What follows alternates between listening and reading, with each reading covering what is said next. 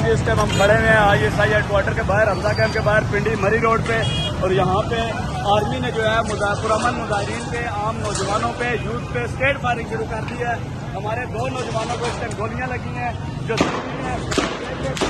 Firing की आवाज़ आ रही है। जहाँ पे हमें गोलियां मारी जा रही हैं, आपको फायरिंग वीडियो में आवाज आई है।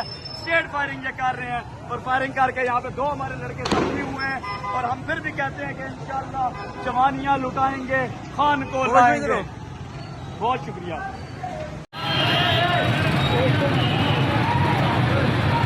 इस टाइम आर्मी वालों ने हवाई फायरिंग का तबादला शुरू हो गया है और इससे एक साइड से ISI के दफ्तर में स्ट्रेट फायर किया